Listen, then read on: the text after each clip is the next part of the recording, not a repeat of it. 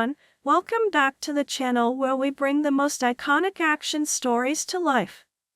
Today we are The Next 365 Days, Polish, Kolejny 365 DNI, is a 2022 Polish erotic drama film directed by Barbara Białowież and Tomasz Mondays. Serving as a sequel to 365 Days, This Day, 2022, it is based on the third novel of a trilogy by Blanka Lipinska and stars Anna Maria Siklucka, Michele Morrone, Szymon Sasyna, Magdalena Lemparska and Otar Saralitz. As with its predecessors, the film was universally panned. Massimo visits the grave of his twin brother, Adriano, who was killed during the final events of the previous film. He then checks on Laura, who survived and is recovering from Anna and Adriano's attack. Despite the doctor recommending no intimacy until she has time to heal, the sexually frustrated Laura seduces Massimo during one of his business meetings. Later, while relaxing with her best friend Olga, Laura muses on her miraculous survival and wonders what she would do with her second chance. She then receives a phone call from Nacho, who apologizes for lying to her and says that he cannot stop thinking about her. Laura rebuffs him but admits to Olga that, despite being married, she is struggling with her strong attraction to Massimo's rival. The friends go to a club to unwind, and Laura later meets up with Massimo, and they have sex after watching a private strip performance. However, Massimo is still troubled by Laura's previous escape with Nacho to a private island and accuses her of cheating on him. He is still upset she had not told him about her pregnancy. Laura accuses his family of being the reason that she lost her baby. The next morning, Massimo tries to reconcile with Laura by having sex, but she begins to imagine Nacho instead, and he stops when he realizes that she is distracted. He goes to a kink club with his associates but does not cheat on Laura. Upset at the prospect of her marriage falling apart, Laura keeps busy by advancing her career in fashion and being a brand ambassador. She and Olga are invited to the Lagos Fashion Fair, so they travel to Portugal, where Nacho is coincidentally staying for a surfing competition. Laura attempts to avoid Nacho but cannot stop having intense sexual dreams about him. Eventually, they encounter each other at a club where the fashion show is taking place, and after sharing a conversation, Laura kisses him, and they eventually have sex on the beach. Nacho reveals that he saved Massimo's life because he knew Laura loved him, and though he is also in love with her, he will wait for her and not force her to be with him. Laura returns to her hotel, where a furious Massimo confronts her over her behavior. She threatens divorce and requests space, and Massimo complies. Michele Morrone, Italian pronunciation, born October 3, 1990, is an Italian actor and singer. He gained international recognition after portraying the lead role in the 2020 erotic thriller 365 Days and its sequels, 365 Days, This Day and The Next 365 Days in 2022. Early life. Morrone was born on October 3, 1990 in Bitonto, Apulia. 1. He is the youngest of 4 children, and he has 3 sisters. His mother, Angela, a seamstress, and his father, Natale, a construction worker, were both from Bitonto, but moved to Melegnano, Lombardy when their children are young in order to find better employment opportunities. 1. 2. His father died in 2003. 3. When Morrone was 12 years old.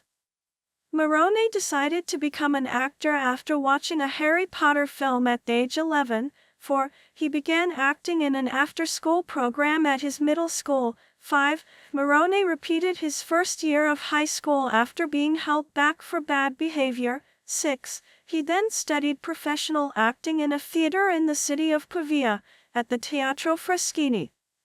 Michele Morrone, Anna Maria Siklucka, and author Blanka Lipinska in 2019. Morrone's acting career began in 2011 by playing the role of Ricardo in Second Chance 7, a 3-episode web series directed by Pier Giorgio Sedida, Bake, which was cancelled after 1 season. He also appeared in a music video by the Italian girl band, Maki, in 2012. After gaining more experience in the field, he started playing lead roles in short films. He acted in Il Tempo di una Sigaretta and Y la Vita Continua 7. He was featured in a drama show titled Che Dio ci aiuti. His projects include Italian TV series including Come on Delfino, 2011, Prevesi ancora, 2015, Squadra Antimafia, 2015, Siren, 2016, Renata Font, 2017, Il Processo, The Trial, 2018, and Medici, 2018. 7. In 2016, he took part in the 11th season of the Italian version of Dancing with the Stars, Ballando con le Stelle, where he placed second. In 2019, Morrone played the lead role of Luigi in Bar Giuseppe. In 2020, Morrone became internationally known after performing the lead role of Massimo Torricelli, a mafia crime boss, in 365 Days. The film was released theatrically in Poland on February 7, 2020, and was subsequently made available on Netflix on June 7, 2020. He signed a 3-year contract with the production company and filmed 2 more films to complete the trilogy. In 2025, Morrone portrayed Dante Rossano in Another Simple Favor 9. Music. Morrone is a professional guitarist and singer. He learned to play guitar at the age of 25 by watching YouTube videos. He released an album titled Dark Room, which has several songs featured in the official 365 Days soundtrack, including one of his most famous songs, Feel It, that has scenes with actress Anna Maria Ciclucca, Laura Beale, from the film, in its music video, 10. The album was released on February 14, 2020 and was produced by label company Agora S.A. 11. Morrone joined YouTube on January 16, 2020. He has gained over 2 million subscribers and 411 million overall views on his channel. As of December 21, 2024, citation needed, the most viewed video on his channel is the music video of Hard For Me, PL, which has gained 80 million views. Other ventures. On August 2, 2020, Morrone launched a women's beachwear clothing brand, Warm Roma, 12. He confirmed the creation of the company via an Instagram Live story on August 8, 2020. Shortly after the announcement, the website of the clothing brand crashed due to heavy traffic. Morrone makes his own designs in collaboration with fashion designer Chiara Polano. The company is owned by Morrone and run by Spazio Arco Company, citation needed. Personal life. Morrone married Ruba Sada, a Lebanese stylist, in 2014.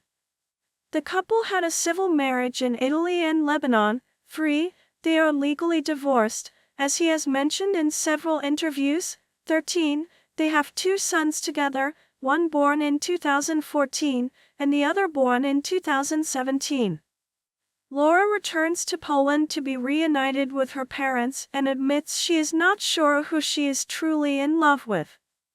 Her mother observes that it is almost her 30th birthday, which means that it has been almost a year since she first met Massimo, and encourages her daughter to prioritize her own happiness.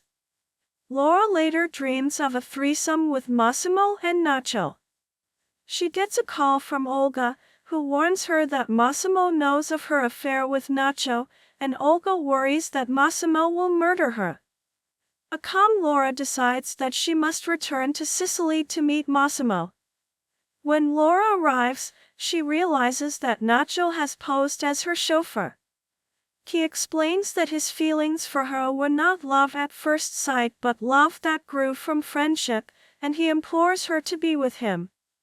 Laura says that she needs time to think, and Nacho once more agrees to wait. Laura meets with Massimo on the beach. He is apologetic about his earlier controlling behavior and for not being available to support her after she lost their baby. When Laura brings up her affair with Nacho, Massimo explains that his father taught him about the value of not forcing love. He asks for her decision about which man she will choose, but Laura does not answer. Cast: Anna Maria Ciclucca as Laura Massimo Torricelli. Michele Morrone as Dom Massimo Torricelli. Simone Cecina as Nacho. Magdalena Lamparska as Olga. Odar Saralitz as Domenico. David Kaspersik as Clara Biel. Dariusz Jakubowski as Tomasz Biel. Ramon Linda as Don Fernando Manos. Tomasz Mondes as Tommaso. Natalia Suwak as Emily. Carolina Pisarek as Amelia. Production. Filming was set to begin in 2021, in areas around Italy and Poland, with Anna Maria Ciclucca and Magdalena Lamparska reprising their roles from the first two films. Michele Morrone was also confirmed to reprise in his role. The Next 365 Days was released on August 19, 2022 on Netflix. Sexual content has been found in films since the early days of the industry, and the presentation of aspects of sexuality in film, especially human sexuality, has been controversial since the development of the media. Films which display or suggest sexual behavior have been criticized by religious groups or have been banned or censored by governments, although attitudes have changed significantly over the years and a more permissive social environment has developed in certain parts of the world, notably in Europe, North America, Australia, and New Zealand. In countries with a film rating system, films which contain explicit sex scenes typically receive a restricted classification. Nudity in film may be regarded as sexual or as non-sexual. An erotic film is usually a film that has an erotic quality, meaning that it may arouse sexual feelings. 1. Even if the stated or suggested intention of the filmmaker is to induce philosophical contemplation concerning the aesthetics of sexual desire, sensuality, and romantic love. Terminology. Sex in film can be distinguished from a sex film, which usually refers to a pornographic sex film and sometimes to a sex education film. It should also be distinguished from nudity in film, though nudity can be presented in a sexualized context. For example, nudity in the context of naturism would normally be regarded as non-sexual. Some people distinguish between gratuitous sex and sex scenes which are presented as integral to a film's plot or as part of the character development. Sex scenes are the main feature of pornographic films. In softcore films, sexuality is less explicit. Erotic films are suggestive of sexuality, but need not contain nudity. History. Duration, 12 seconds. 0 to 12. The Kiss, 1896, contained what was regarded as the very first sex scene on film, drawing the general outrage of moviegoers, civic leaders, and religious leaders, as utterly shocking, obscene, and completely immoral. Love scenes, erotic or not, have been present in films since the silent era of cinematography. Films that include sex or erotic scenes are to be found in a wide range of genres and subgenres, with genres that have a sexual or erotic component typically including the term erotic in its description, such as erotic dramas, erotic thrillers, sex comedies, coming-of-age films, romantic dramas, and others. A pornographic film, on the other hand, is a sex film which does not usually claim any artistic merit, but intends to provoke sexual arousal in the spectators and as such is mainly intended for so-called mature audiences, meaning adults. Some well-known actors and actresses in Western countries have performed nude or partial nude scenes, or have dressed and behaved in ways considered sexually provocative by contemporary standards at some point in their careers. One famous case in point was American actress Marilyn Monroe, who early in her career in the film industry performed in sexually explicit short films, never widely circulated to the general public, before taking roles in films which did not require her to display sexual activity, but only that she could pose as a sexually attractive female.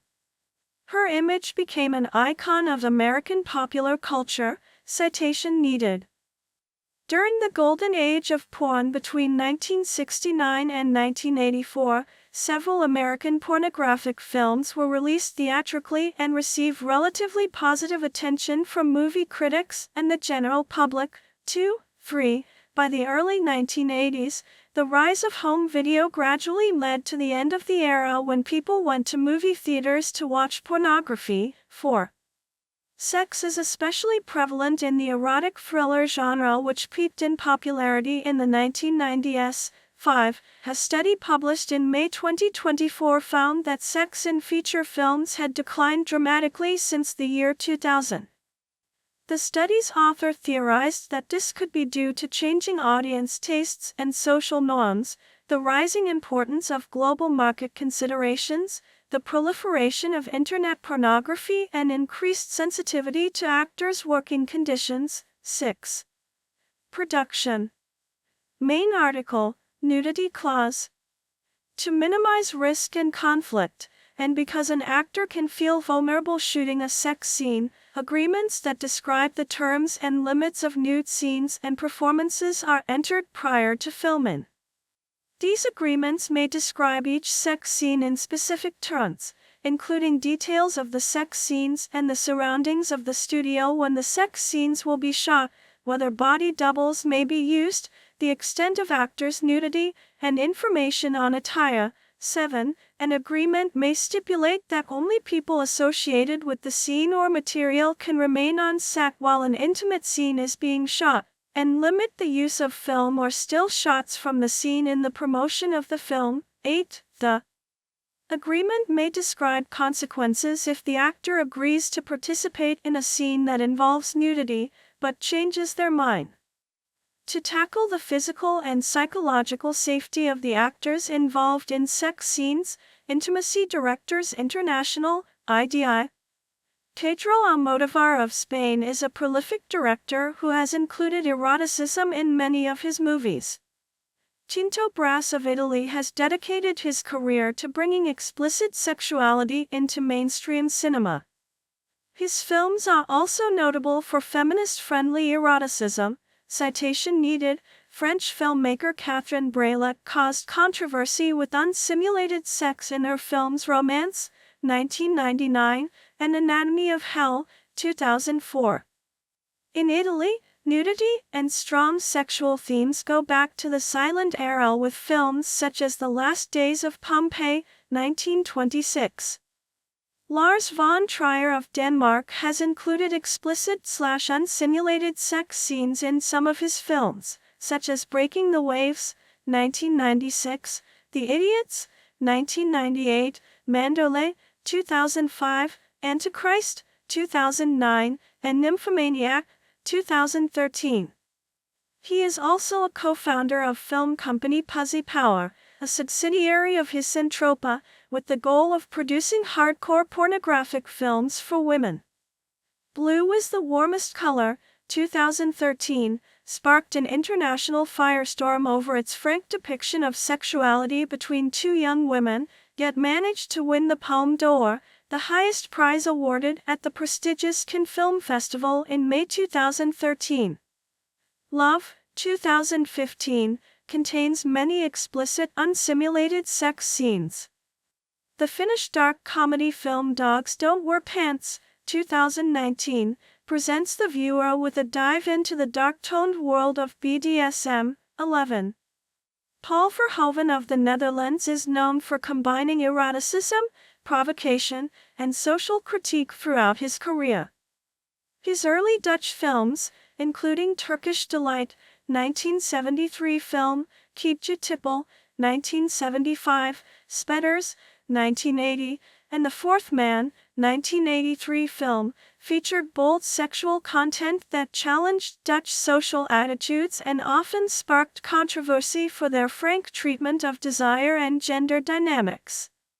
After moving to Hollywood, Verhoeven brought his confrontational style into mainstream cinema. Basic Instinct, 1992, became a landmark erotic thriller, famous for its explicit sexuality and its portrayal of a powerful, enigmatic female protagonist. Showgirls, 1995, though initially divisive, later gained cult status for its unapologetically sexual portrayal of ambition and exploitation within the entertainment industry. In his later European period, films such as Elle, film, 2016, and Benedetta, film, 2021, continued his exploration of power, morality, and sexuality, reinforcing Verhoeven's reputation as one of Europe's most provocative filmmakers. 12. United States. Lorna, 1964, was the first of Russ Meyer's films where the leading actress, Lorna Maitland, was selected on the basis of her large breast size. The inclusion in film of any form of sexuality has been controversial since the development of the medium. Kissing in films, for example, was initially considered by some to be scandalous. The Kiss, 1896, contained a kiss, which was regarded as a sex scene and drew general outrage from moviegoers, civic leaders, and religious leaders, as utterly shocking, obscene, and completely immoral. One contemporary critic wrote, "The spectacle of the prolonged pasturing on each other's lips was beastly enough in life size on the stage, but magnified to gargantuan proportions and repeated 3 times over it is absolutely disgusting."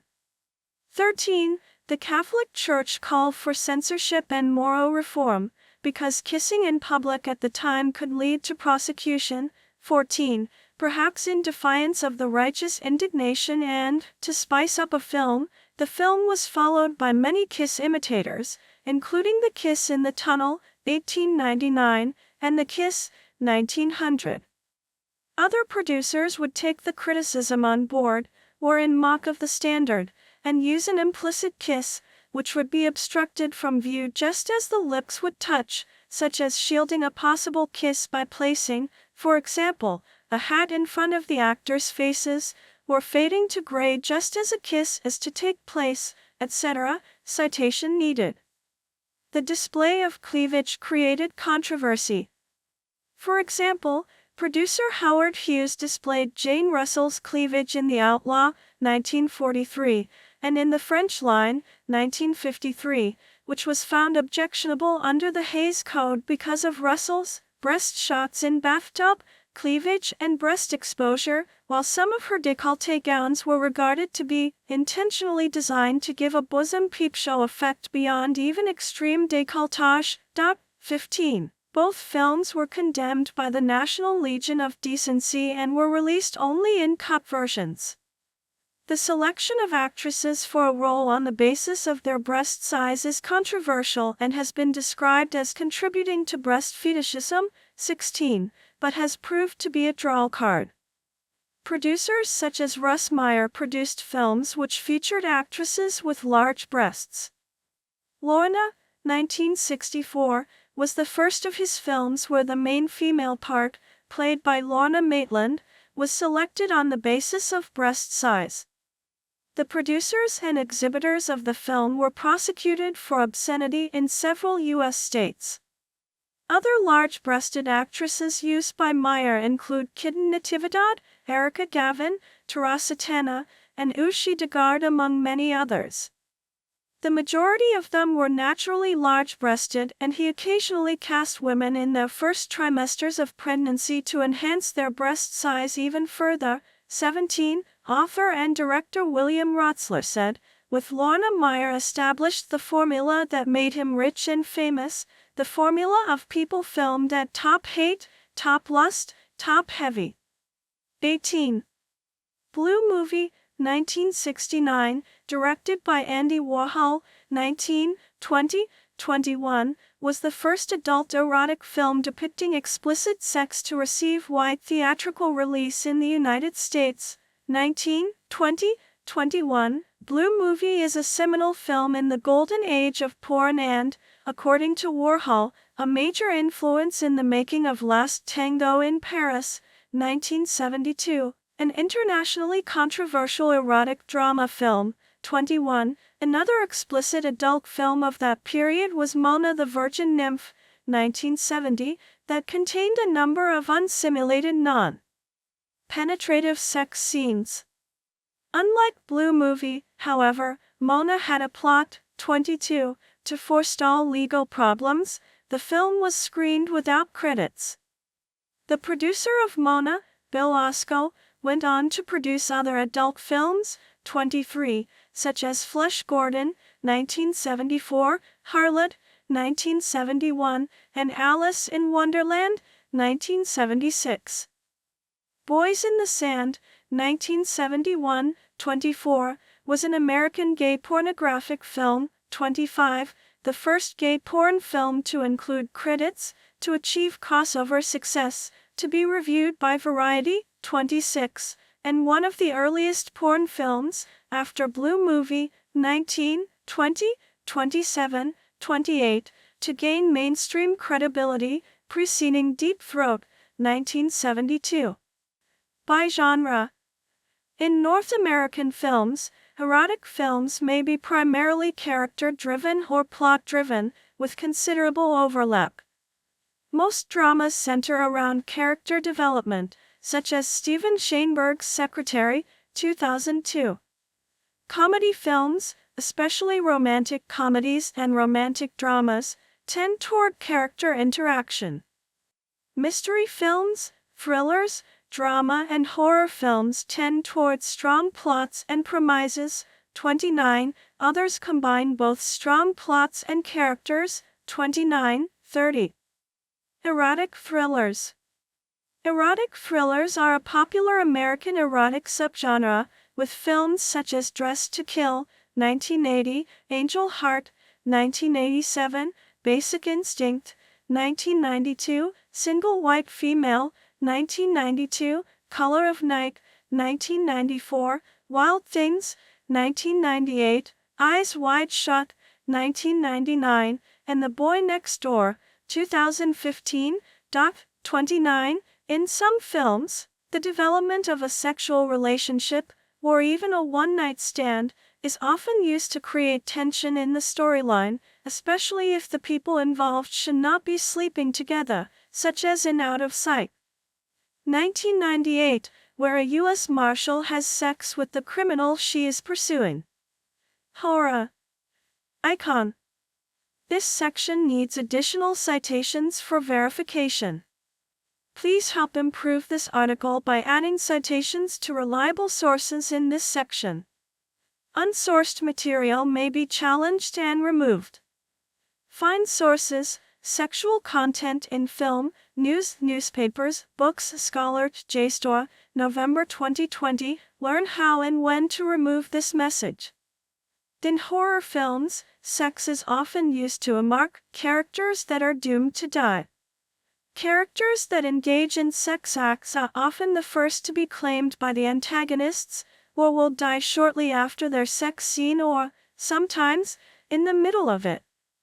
This convention of it being bad luck to have sex in a horror film is notably illustrated in the Friday the 13th film series, where supernatural villain Jason Voorhees takes a special dislike to teenagers and young adults having sex because, as a young boy, he drowned in a lake while the camp counselors who should have been supervising him were having sex. In some interpretations of this rule, the sex acts themselves directly cause the character's demise.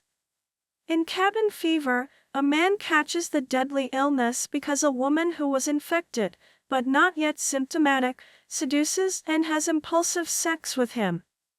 They do not use a condom because the careless woman believes she is healthy. Ironically, the woman, and the audience, only realize that she is infected because of red welts that are brought out by their rough lovemaking.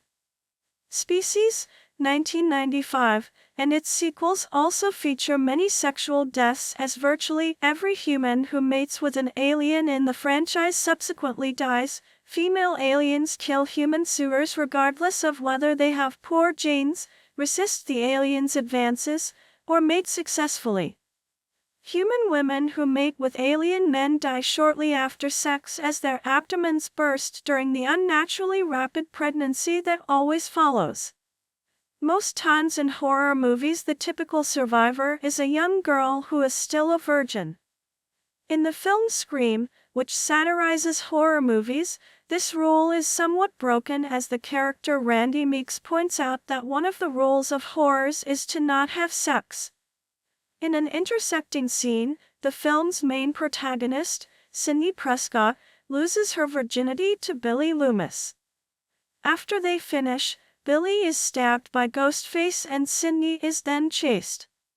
Randy himself survives a gunshot wound at the end of the film because, as he explains, he is a virgin. However, he dies in the sequel, Scream 2, after which it is revealed that he lost his virginity sometime prior to his death. Mexico. In Mexico, many comedy films are based on sex, typically portraying men as unstoppable sex-seeking creatures and women as willing targets. Although the number of such comedies waned during the 1990s, domestic servants, bar workers, dancers, and neighbors' wives continue to be depicted as potentially willing sexual partners. Citation needed: the films Homework, Loteria, 1991, Miracle Alley, El Callejón de los Milagros, 1995, and Your Mother Too, Why Tu Mama Tambien, 2001, are some of the most important examples of this, according to whom? India. Icon.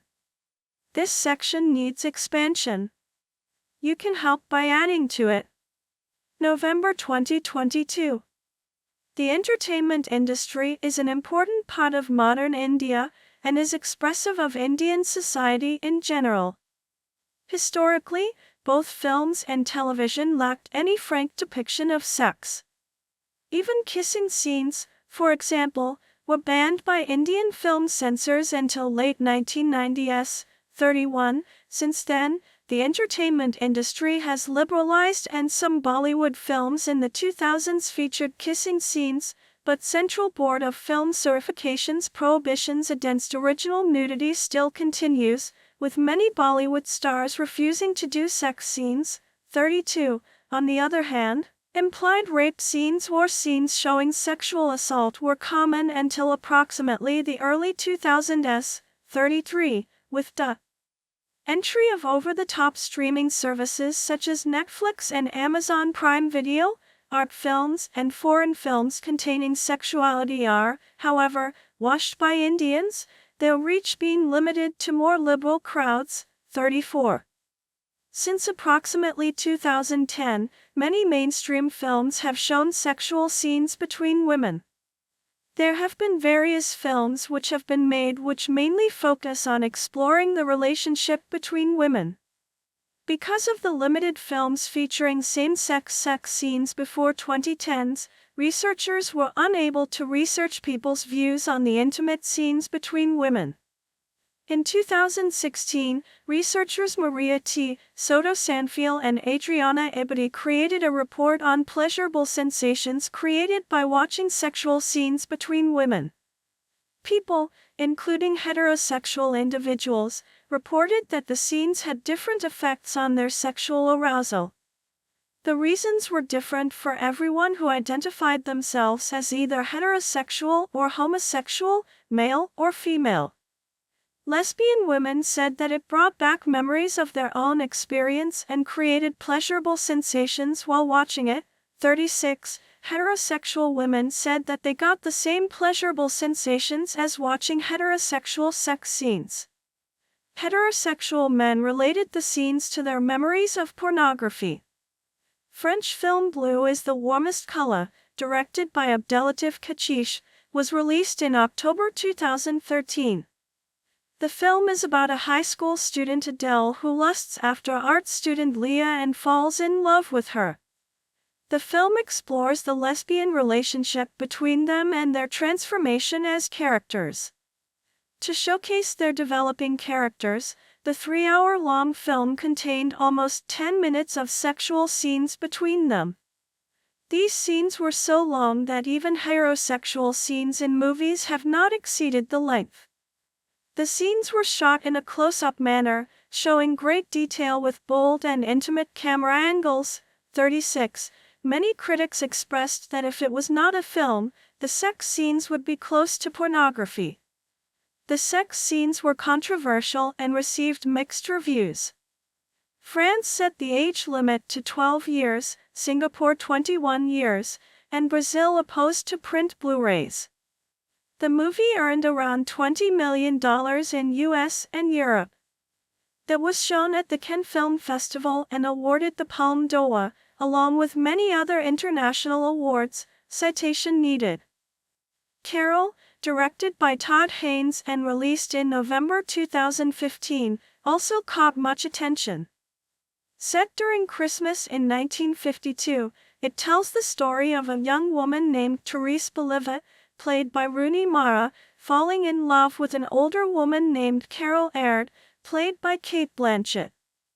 It includes 3 minutes of sex scenes between Carol and Therese. They were carefully shot with the actors shown half-nude, avoiding explicit scenes. 37.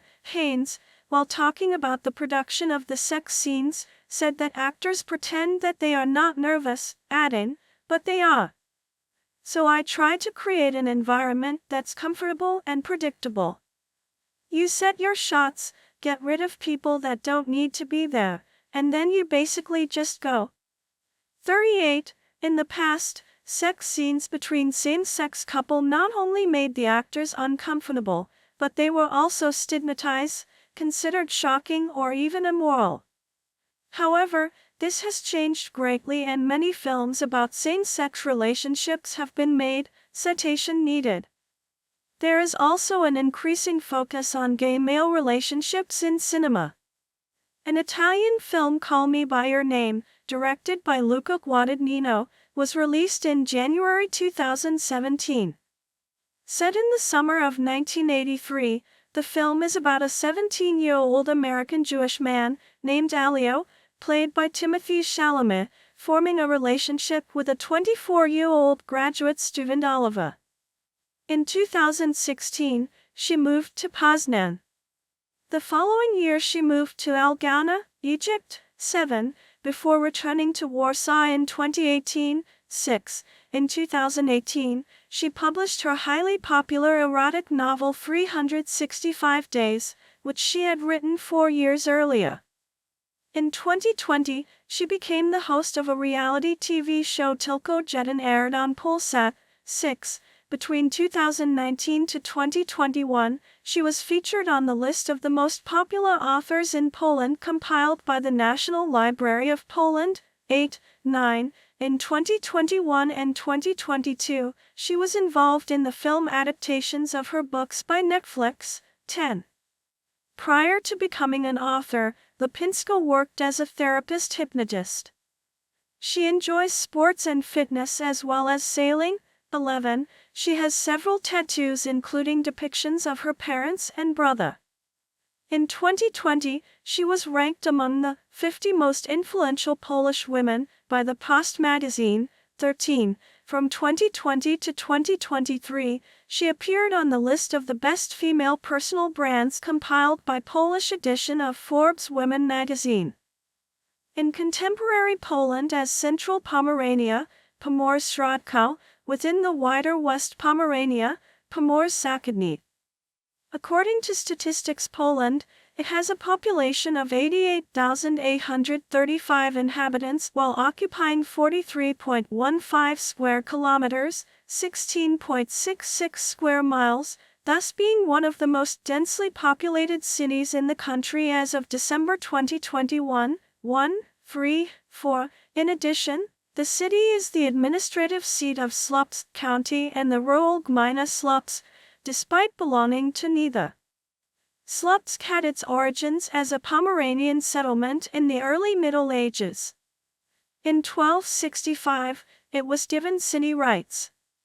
By the 14th century, the city had become a center of local administration and trade and a Hanseatic League associate.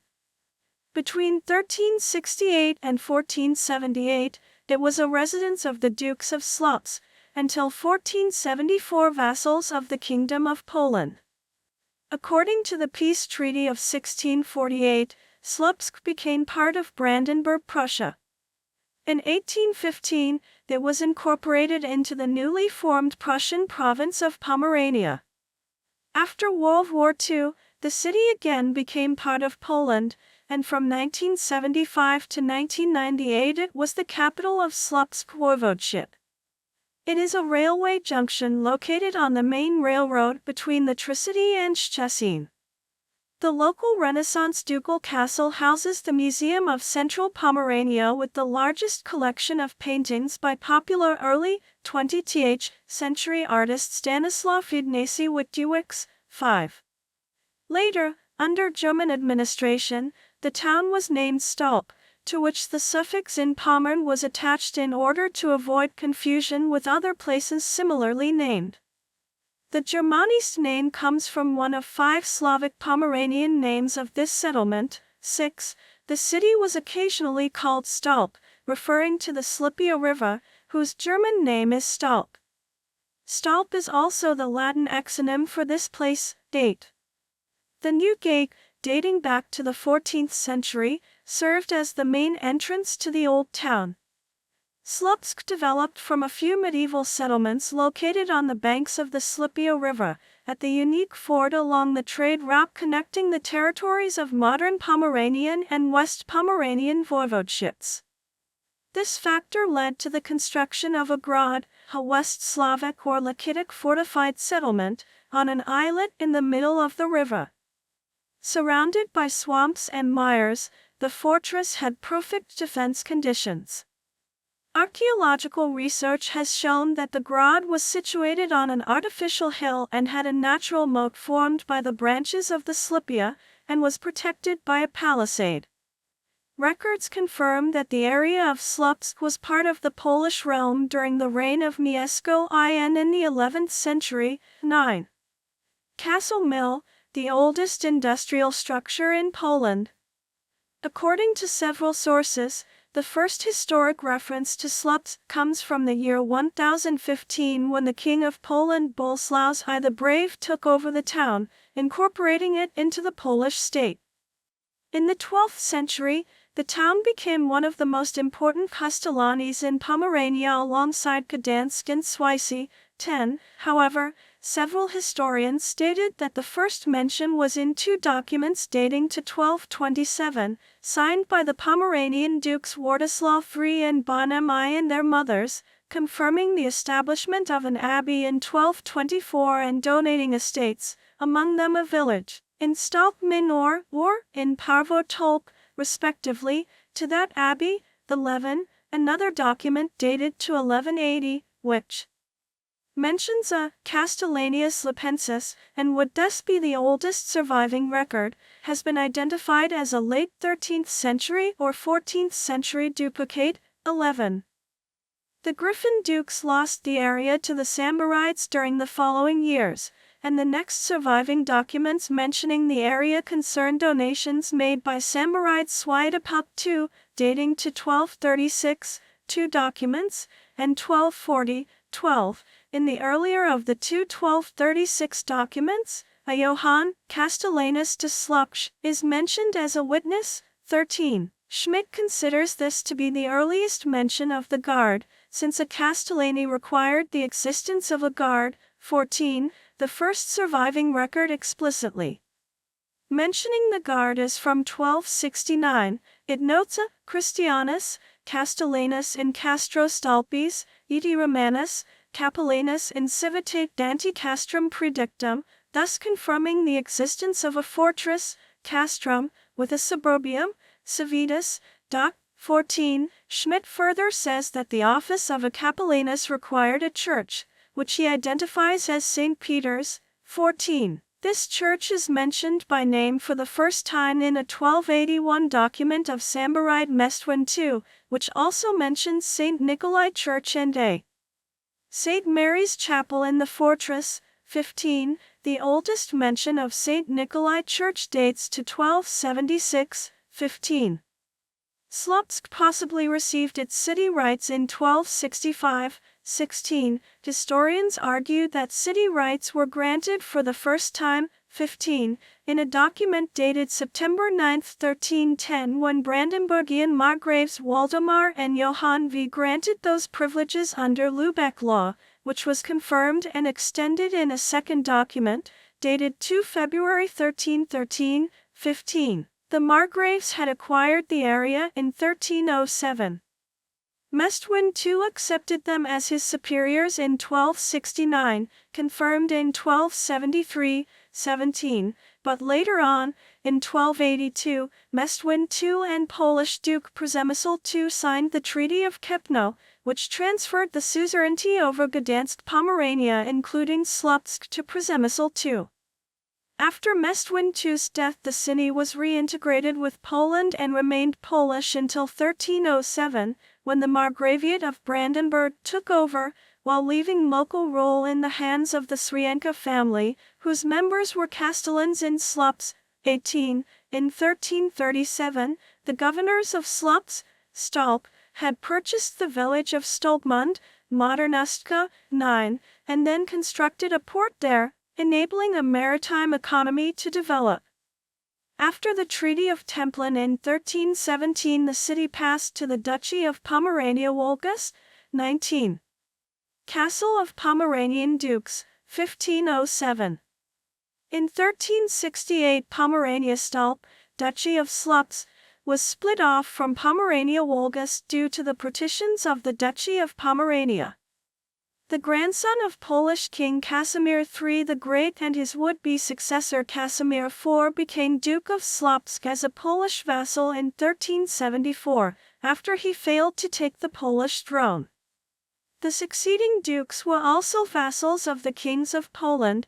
Władysław VII paid homage in 1390 to King the Ladislaw II Jagiello, 20. Boguslaw VIII paid homage in 1410, also to King the Ladislaw II. 9. Slupsk remained within Polish sphere of political influence until 1474. It became part of the Duchy of Pomerania in 1478. Modern ages. The Protestant Reformation reached the town in 1521, when Christian Kettlehead preached in the town. Kettlehead was forced to leave Stolp in 1522 due to an intervention by Boguslaw X, Duke of Pomerania. Peter Swa, a Protestant from Stolp, however, continued his practices.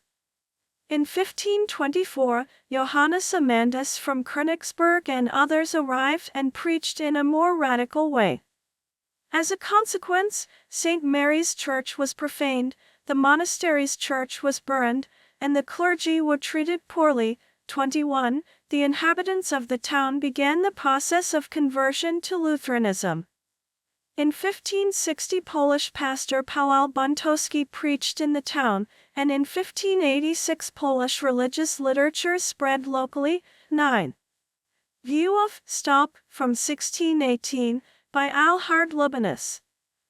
The House of Griffins, which ruled Pomerania for centuries, died out in 1637. The territory was subsequently partitioned between Brandenburg, Prussia, and Sweden. After the Peace of Westphalia, 1648, and the Treaty of Stettin, 1653, Stolp came under Brandenburgian control. In 1660, the Kashubian dialect was allowed to be taught, but only in religious studies.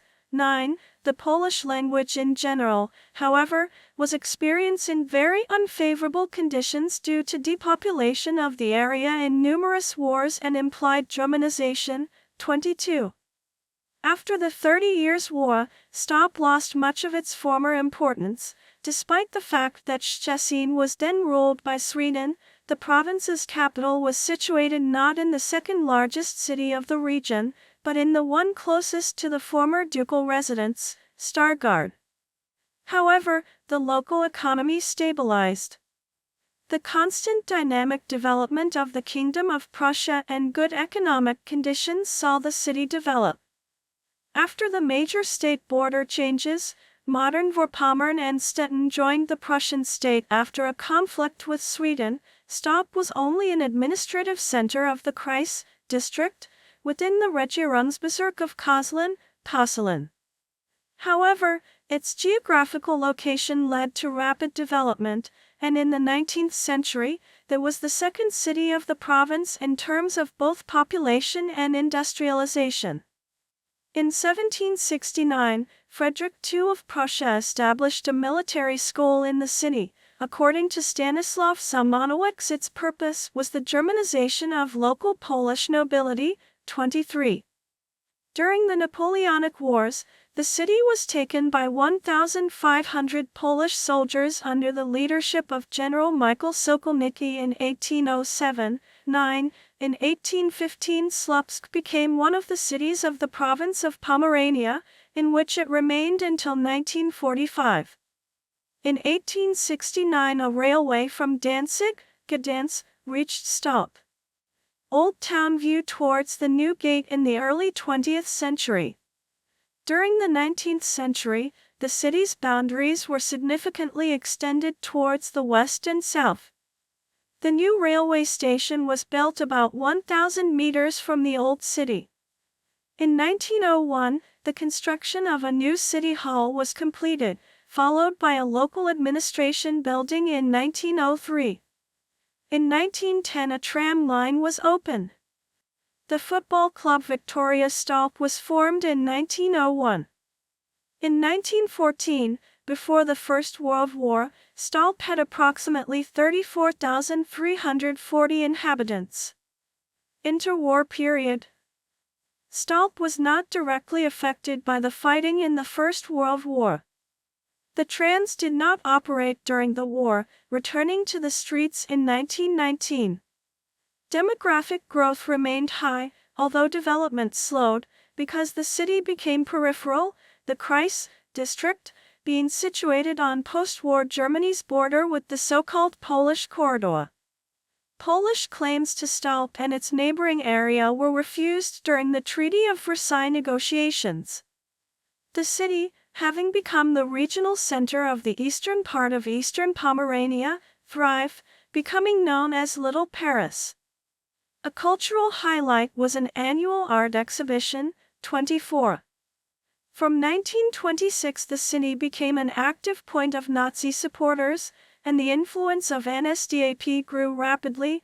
9. The party with Hitler received 49.1% of the city's vote in the German federal election of March 1933. 25. When, however, the election campaign was marked by Nazi terror. 26.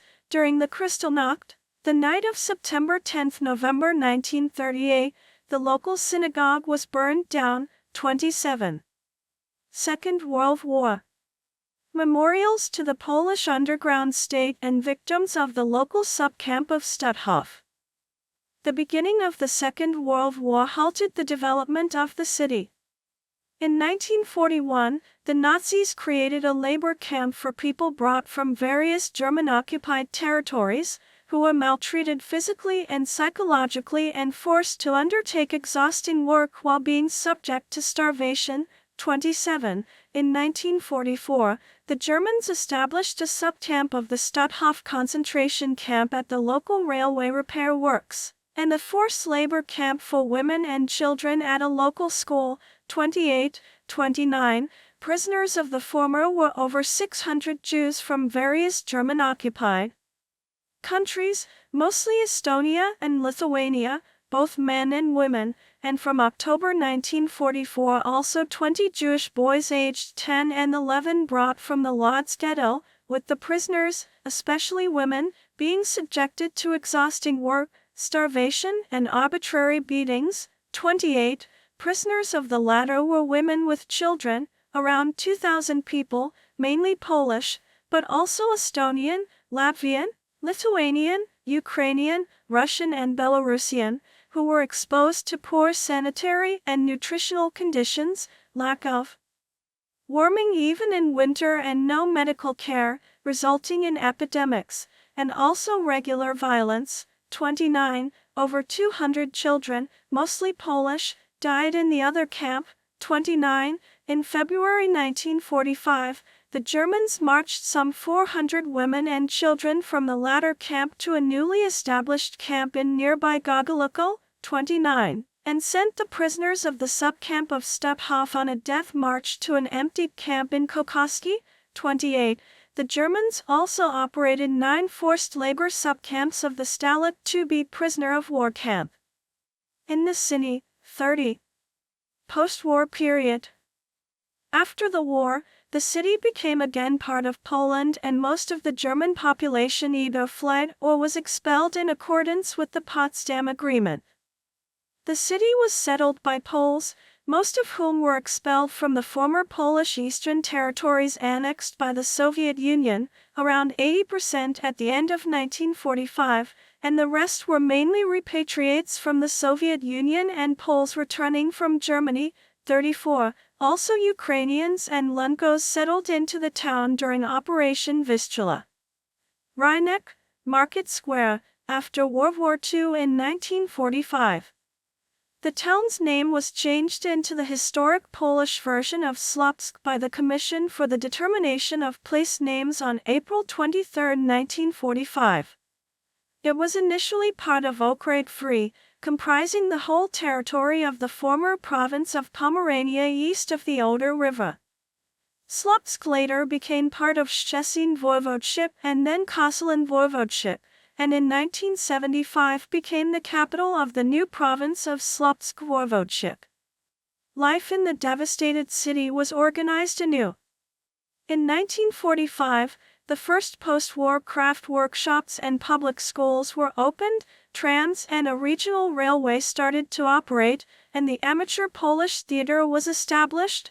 34 In September 1946, the first Warsaw Uprising monument in Poland was unveiled. 34 From April 1947, the local Polish newspaper Kurier Słupski was published.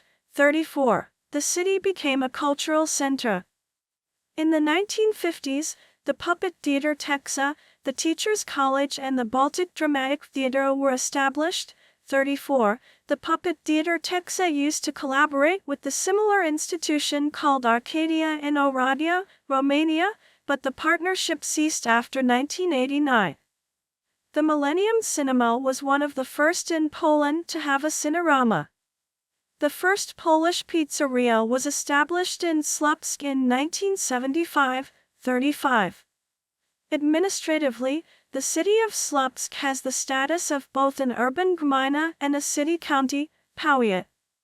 The city boundaries are generally artificial, with only short natural boundaries around the villages of Kobylnica and Linkoko on the Slipia River.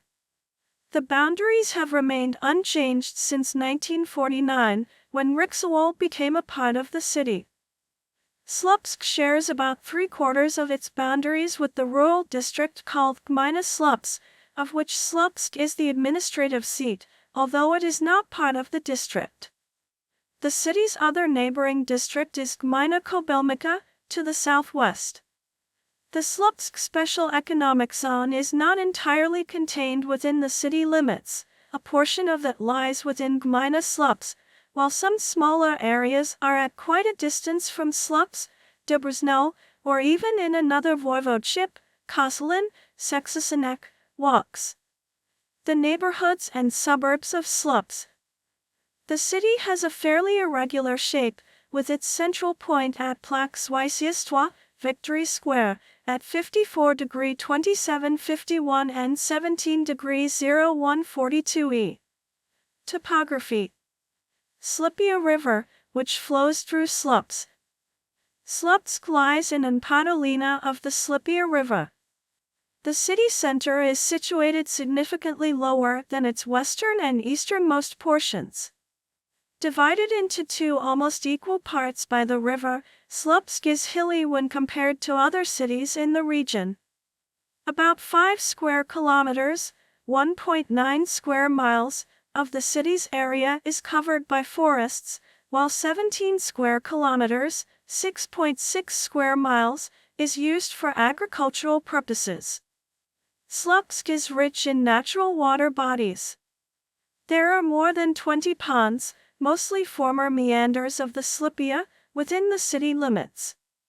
There are also several streams, irrigation canals, generally unused and abandoned, and a leak. Except in the city center, all these watercourses are unregulated. There is generally little human influence on landform features visible within the city limits. However, in the northwestern part of the city there is a huge hollow, a remnant of a former sand mine. Although there were once plans to build a water park in this area, 39, they were later abandoned and the site remains unused. Slupsk is a railway junction, with 4 lines running north, west, east and south from the city. 46. Currently, one station, opened January 10, 1991, serves the whole city. This is a Class B station according to PKP, Polish Railways, criteria. 47. The city has rail connections with most major cities in Poland: Białystok, Gdansk, Gdynia, Katowice, Kraków, Lublin, Lodz, Olsztyn, Poznań, Szczecin, Warsaw, and Wrocław, and also serves as a junction for local trains from Kalibrze, Koszalin, Leberg, Miasto, Seksasenek, and Nustka. The first railway reached Slupsk, Den Stolp, from the east in 1869. The first rail station was built north of its current location. The line was later extended to Koszalin, and further lines were built connecting the city with Nestetten, Seksasenek, Stolpmund, Ostka, Zezenel, Cisanowol, narrow gauge, and Budowol, narrow gauge. The narrow gauge tracks were rebuilt as standard gauge by 1933, but were demolished during the Second World War.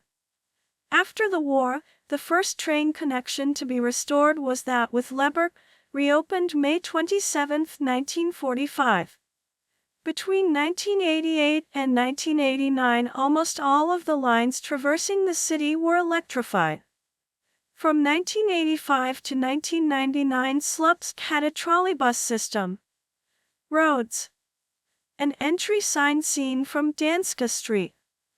Slupsk used to be traversed east-west by European Route E28, which is known as National Route 6 in Poland, until a bypass running to the south of the town to carry the 6/E28 traffic was built. The bypass is a part of Expressway S6 which, when completed sometime after 2015, will give Slupsk a fast road connection to Szczecin and Gdansk. The city can also be accessed by the National Route 21 from Miasto, Voivodeship Route 210 from Ustka to Unicho, and Voivodeship Route 213 from Puck. Local roads of lesser importance connect Slupsk with surrounding villages and towns.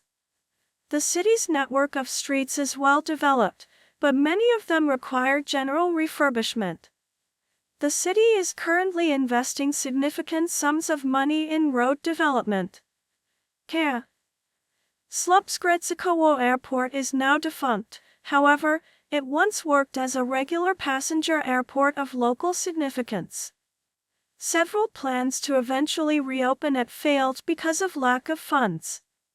The facility was earmarked for use within the U.S. Missile Defense Complex as a missile launch site, which became operational in December 2023. Nowadays, the nearest airports are in Gdansk, Gdansk-Lech Walesa Airport, and Szczecin, Solidarity Szczecin, Golmio Airport. A nightclub or dance club is a club that is open at night, usually for drinking, dancing, and other entertainment. Nightclubs often have a bar and discotheque, usually simply known as disco, with a dance floor, laser lighting displays, and a stage for live music or a disc jockey, DJ, who mixes recorded music. Nightclubs tend to be smaller than live music venues like theaters and stadiums, with few or no seats for customers. Nightclubs generally restrict access to people in terms of age, attire, personal belongings, and behaviors. Nightclubs typically have dress codes to prohibit people wearing informal, indecent, offensive, gym, or den-related attire from entering. Unlike other entertainment venues, nightclubs are more likely to use bouncers to screen prospective patrons for entry. 1. The busiest nights for a nightclub are Friday and Saturday nights. Most nightclubs cater to a particular music genre or sound for branding effects.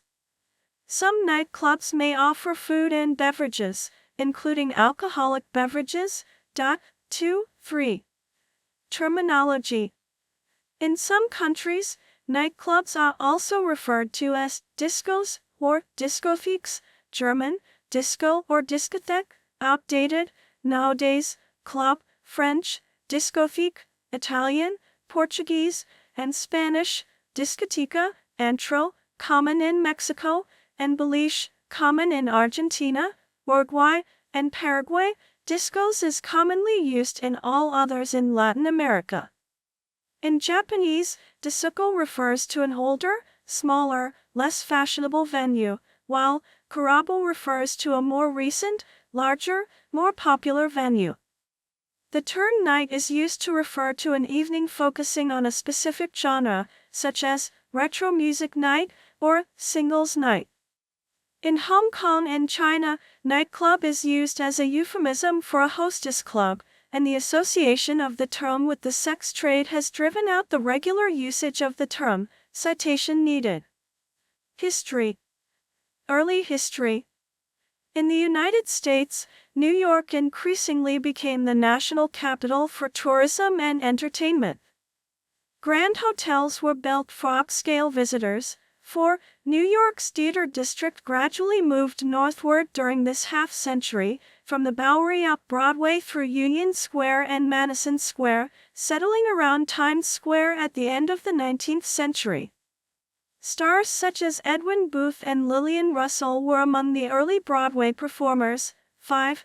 Prostitutes served a wide variety of clientele, from sailors on leave to playboys. 6. The first nightclubs appeared in New York City in the 1840s and 1850s, including McGlory's and the Haymarket. They enjoyed a national reputation for vaudeville, live music, and dance. They tolerated unlicensed liquor, commercial sex, and gambling cards, chiefly faro. Practically all gambling was illegal in the city, except upscale horse racing tracks, and regular payoffs to political and police leadership was necessary. Prices were high and they were patronized by an upscale audience. Timothy Guilfoyle called them the first nightclubs. 7. Gate. By contrast, Annie Gogan ran the toughest nightclub in New York from 1880 to 1883.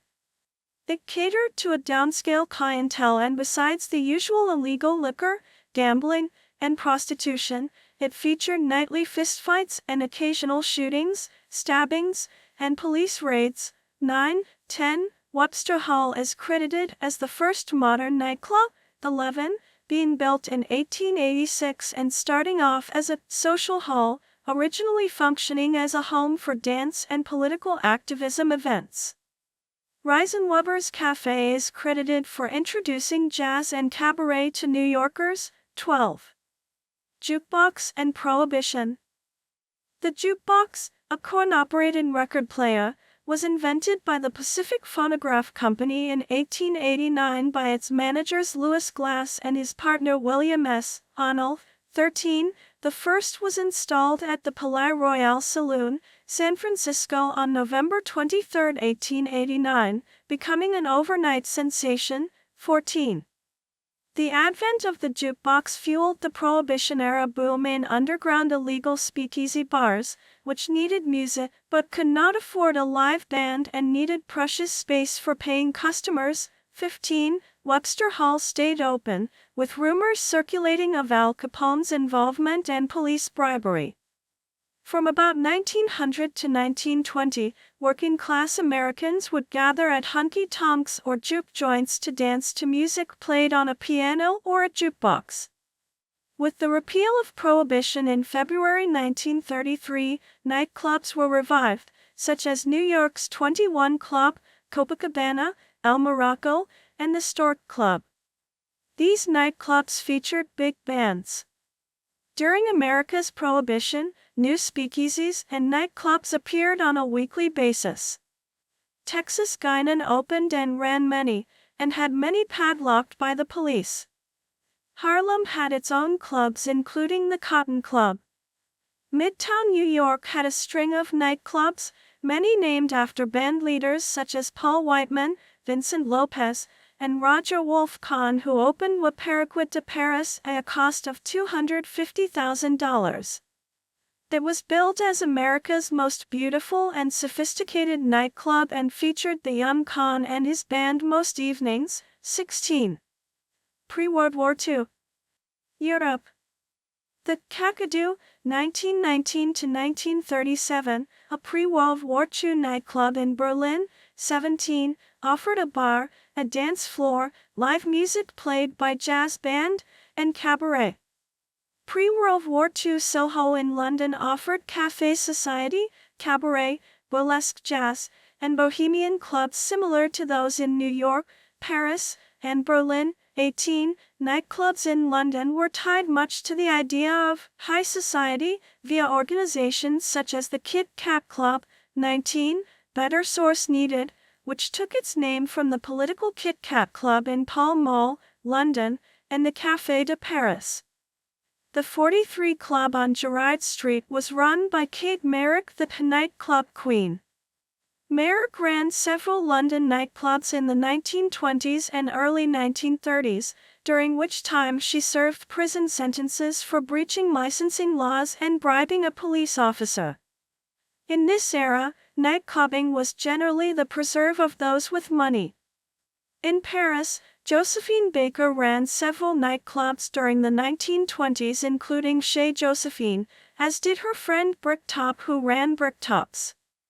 Jazz singer and Broadway star Adelaide Hall and her husband Bert Hicks opened the nightclub La Grosse Palme on Rue Pigalle in Montmartre on December 9, 1937. 20. Hall and Hicks also owned the Chic Florida Club in London's Mayfair. 21. In Germany during the Golden Twenties, there was a need to dance away the memories of the First World War.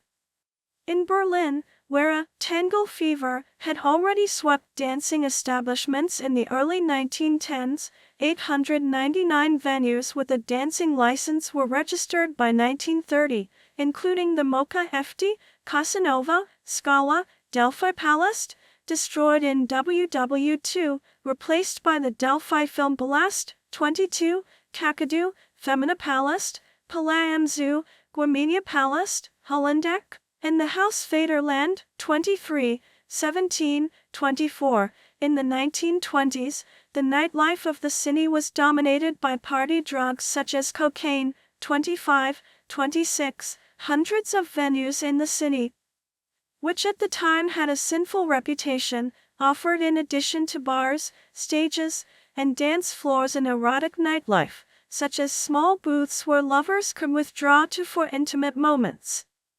These venues were aimed at rich and poor people, gays, lesbians, nudists, and gangsters alike. 26. Geisha. In 1930s Shanghai, the big clubs were the Paramount Club, opened in 1933, and Ciro's, opened in 1936. Other clubs of the era were the Metropole and the Canadrome. Jazz bands, big bands, and singers performed for a bow-tied clientele. The Paramount and Ciro's in particular were fiercely rivalrous and attracted many customers from the underworld.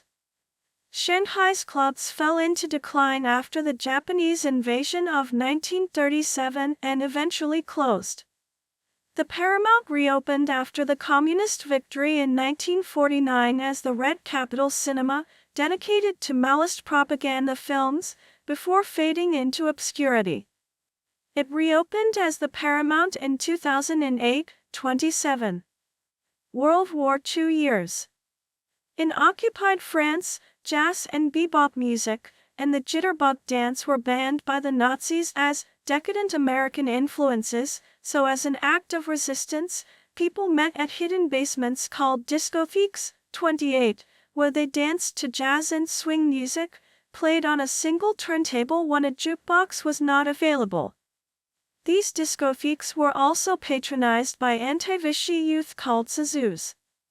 In Nazi Germany, there were underground discotheques patronized by anti-Nazi youth called the Swing Kids. Post-World War II, the emergence of the disc jockey and discotheque. The end of World War II saw the beginning of a transformation in the nightclub, no longer the preserve of a moneyed elite. Over several decades, the nightclub steadily became a mass phenomenon. Why? In Germany, the first discotheque on record that involved a disc jockey was Scotch Club, which opened in 1959, 29. And therefore the world's first DJ was 19-year-old local cub reporter Klaus Corini, who had been sent to write a story about the strange new phenomenon of public record playing, fueled by whiskey. He jumped on stage and started announcing records as he played them and took the stage name DJ Heinrich, 30.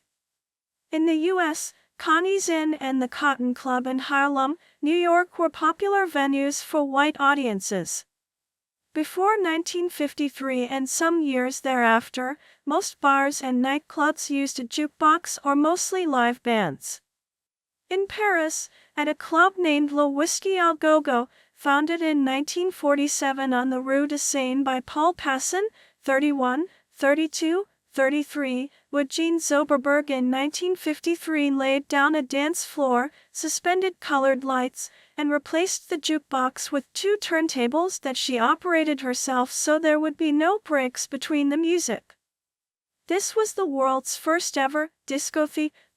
34. The Whiskey Au Go-Go set into place the standard elements of the modern post-World War II discotheque-style nightclub. In London, by the end of the 1950s, several of the coffee bars in London Soho introduced afternoon dancing.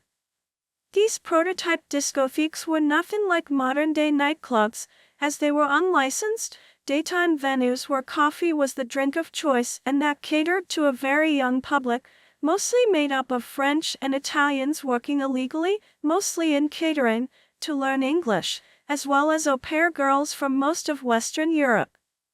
A well-known venue was Les Enfants Terribles at 93 Dean Street, in Soho, London. Initially opening as a coffee bar, it was run by Betty Passes, who claimed to be the inventor of disco after she pioneered the idea of dancing to records at her premises basement in 1957. It stayed popular into the 1960s. It later became a 1940s themed club called the Black Gardenia but has since closed. 35, 36. The Flamingo Club on Wardour Street in London ran between 1952 and 1967 and was known for its role in the growth of rhythm and blues and jazz in the UK. It earned a controversial reputation with gangsters and prostitutes said to have been frequent visitors in the 1960s, along with musicians such as the Beatles. 1960s. Discotheques began to appear in New York City in 1964. The Village Vanguard offered dancing between jazz sets. Shepherds, located in the basement of the Drake Hotel, was small but popular. L'Interdit and Il Mio, at Delmonico's, were private. The El Morocco had an on-premises disco called Garrison, and the Stork Club had one in its Shermaine suite. Larger discos opened in 1966, Cheetah, with room for 2,000 dancers, the Electric Circus, and Dao. Lagos is an ancient maritime town with more than 2,000 years of history. The name Lagos comes from a Celtic settlement, derived from the Latin Macabriga. The name of the settlement was established during the pre-Punic civilizations. It became an early settlement of the Carthaginians, who recruited Celtic tribesmen in their war against the Romans, the Punic Wars. Owing to its already important harbor, it was colonized by the Romans and integrated into the Roman province of Lusitania, becoming known as Lacabriga. Quintus Sertorius, a rebellious Roman general, helped by the Lusitanians of Lacabriga, who had been oppressed under Roman generals and members of Lucius Cornelius Sulla party, successfully defeated the Roman army of Caecilius Metellus Pius, probably at nearby Monte Malia. With the fall of Rome, the town of Lagos was occupied in the 6th century by the Visigoths from the Kingdom of Toledo and later by the Byzantines.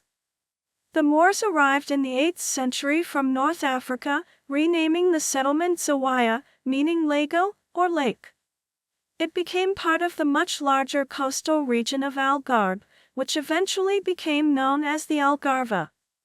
The Moors fortified the town with Lagos Castle and established important trade links to northern Africa from their bases in the Iberian Peninsula.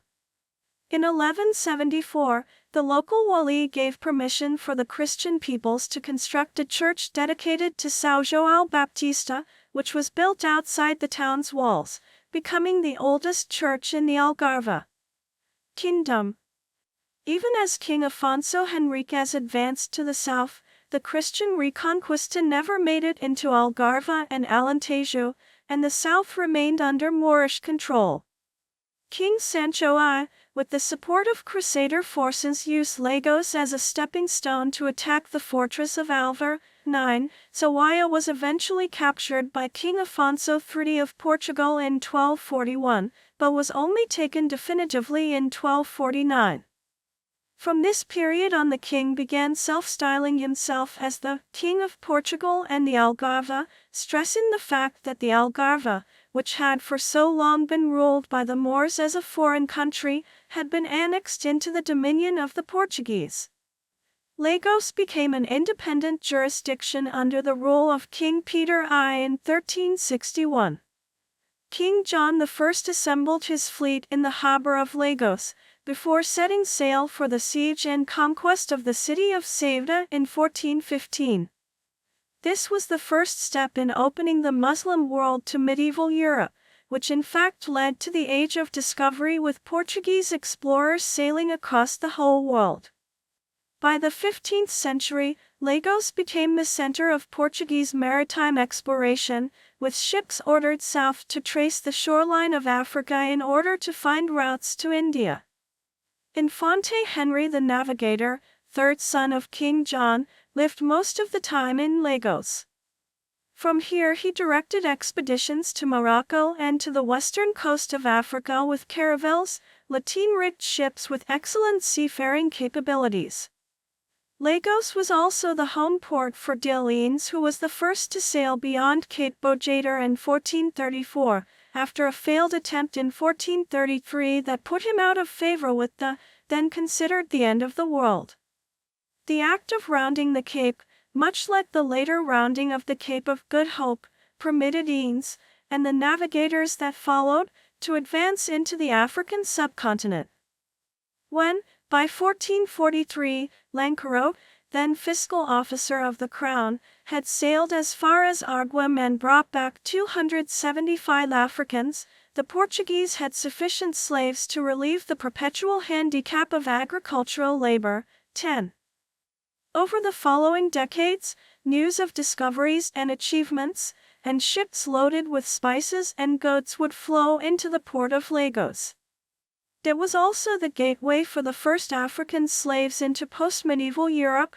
11. Even before Africa was opened up to the Portuguese, the seamen of Lagos were already unscrupulous slave traders. 12. From the first slave markets in Lagos, the Mercado de Escravos, which opened in 1444, many Africans were dispersed throughout Europe, bringing a considerable income to the Portuguese monarchy and merchant classes, as well as cheap labor force. 11. As the major sponsor of these expeditions, Prince Henry received 1/5 of the selling price of every slave.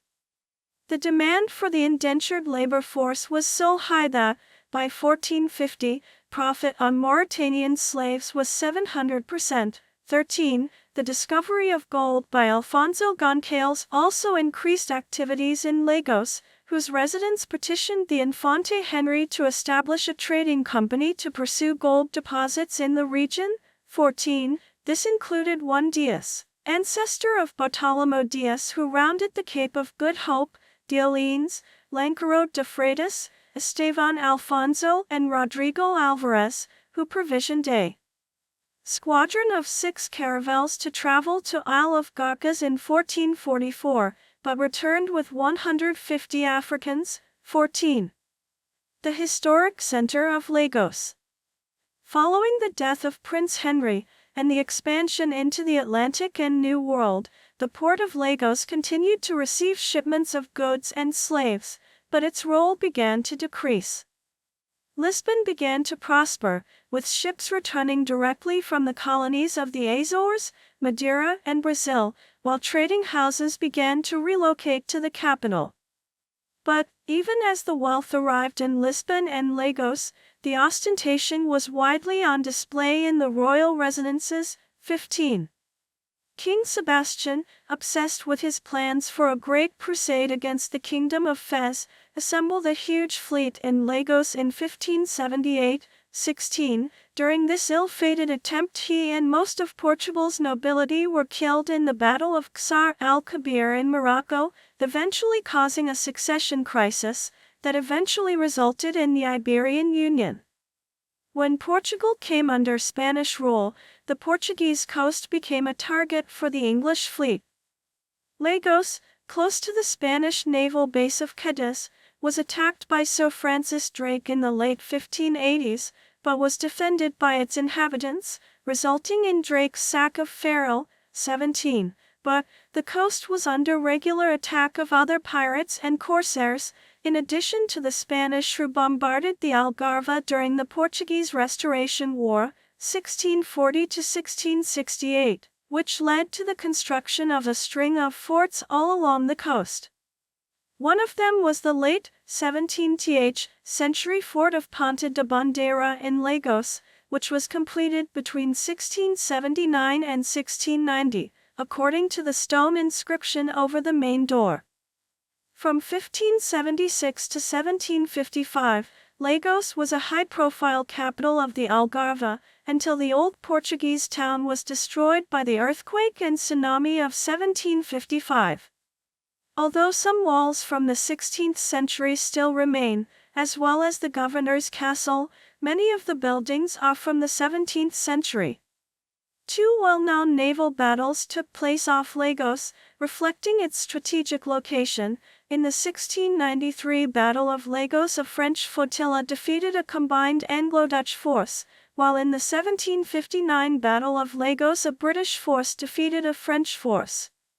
By its geographical position, east-northeast to west-southwest orientation, and lithological diversity, the Algarve stands out as a unique stratigraphic and morphotectonic region. 18. A peripheral carboniferous unit of the Variscan orogeny, it constitutes the Mesozoic and Cenozoic sedimentary layers, deposited onto 2 totally distinct superimposed basins. 18. Between the Middle Upper Triassic to Hatangian, sediments evolved from continental, fluvial red sandstone, to shallow marine over the entire region, which included instances of evaporites, tholite fissural magmas, lava flows, volcanic ash and pyroclasts. 18.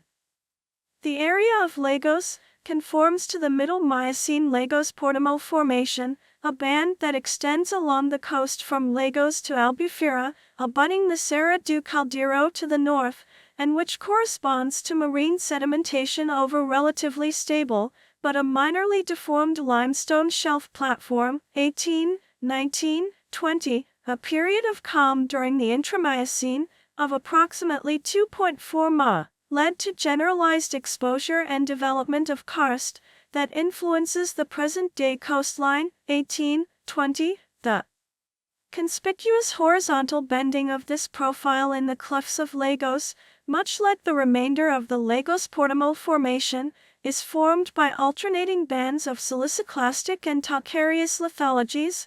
19. The low degree of cementation in the layers causes a high degree of instability of the cliffs. 19. The littoral and cliff sands are dominated by various bivalve organisms, bryozoans, larger benthic foraminifers and coralline algae with minor additions of echinoids and balanids implying a shallow water depositional system of a warm temperate climatic regime. 19. The locality of Cerro das Mas, from where a large crocodilian, Tomastoma schlegellii, tooth was collected long ago. 21. Has also produced some odontoceti teeth. These may be dated from the Serravalle, which constitute the oldest marine mammal occurrence in the Algarve. 2022. Climate. Lagos has a Mediterranean climate, Köppen, CSA, with hot, dry summers and mild, wet winters. Like the rest of the Algarve, Lagos is very sunny, averaging over 3,100 hours of sunshine a year. Precipitation is concentrated in the winter months, where highs average around 16 to 17 degrees Celsius, 61 to 63 degrees Fahrenheit, and lows around 8 to 9 degrees Celsius, 46 to 48 degrees Fahrenheit.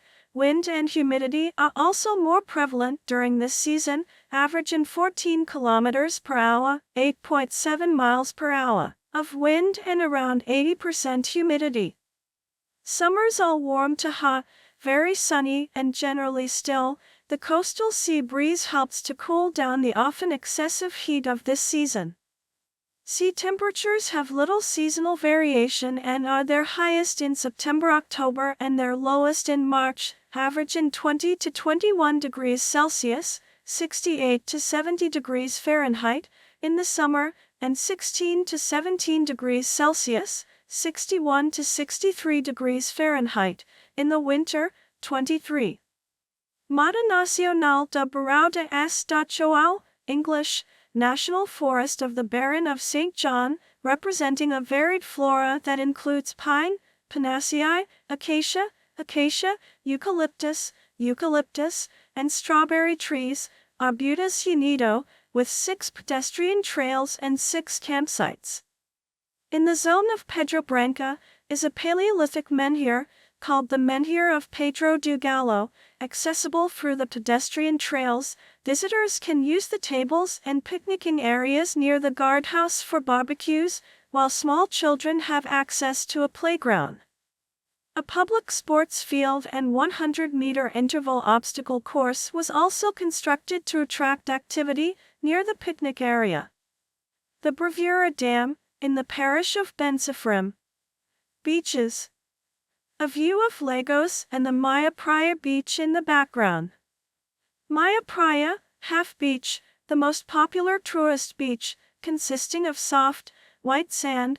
Maya Praia is one of the largest open bays in Europe, resulting in calm seas, permitting conditions for many nautical sports, while cliffs provide sheltered coves from strong windy conditions.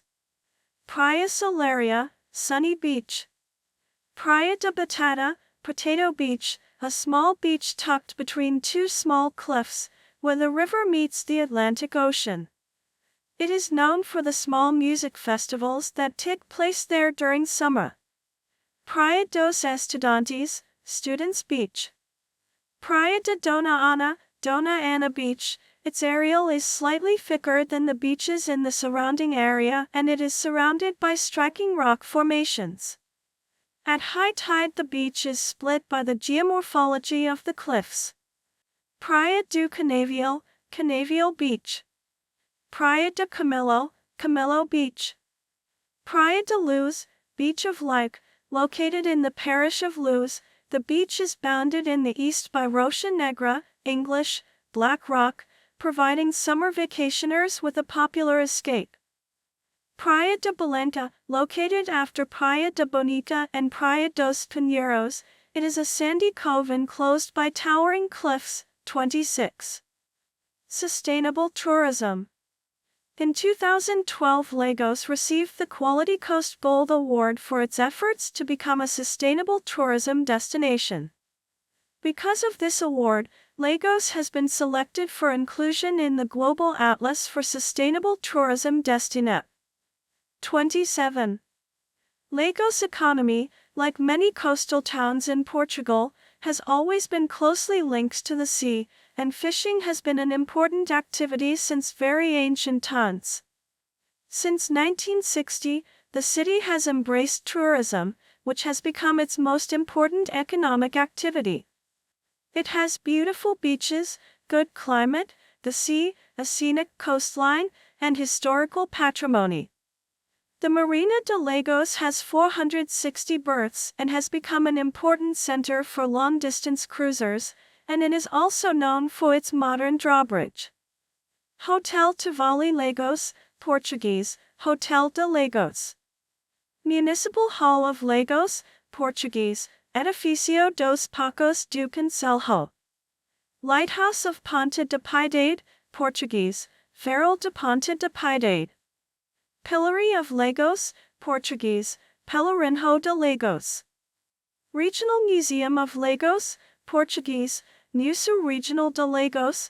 This modest regional museum is located next to the Church of Santo Antonio, 29, housing the eclectic collection of archaeological finds from prehistory and the Neolithic, in addition to minerals, Roman mosaics, Moorish oil lamps, and pottery. The ethnographic section includes exhibits from life in the Algarve that includes not only residential, but also military artifacts, such as swords, muskets, and cannonballs, and the foal charter issued by King Manuel for Lagos. Religious artifacts are also prominent in the displays, that include the sacerdotal vestments worn by the canons who said Holy Mass to King Sebastian before he left on his ill-fated conquest of Morocco, and a diptych dating from the 16th century, with scenes from the Annunciation and presentation of Jesus at the temple. Slave Market/Custom Shoes of Lagos, Portuguese, Mercado de Escravos, Vidoria, Alfândega de Lagos. Military. Bulwark of Alqueria/Freiras, Portuguese, Baluarte de Alqueria/das Freiras. Bulwark of Porta dos Cordos, Portuguese, Baluarte de Porta dos Cordos.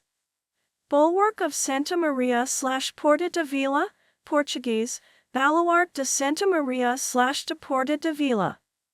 Bulwark of São Francisco/Jogo de Bola, Portuguese, Baluarte de São Francisco/do Jogo de Bola.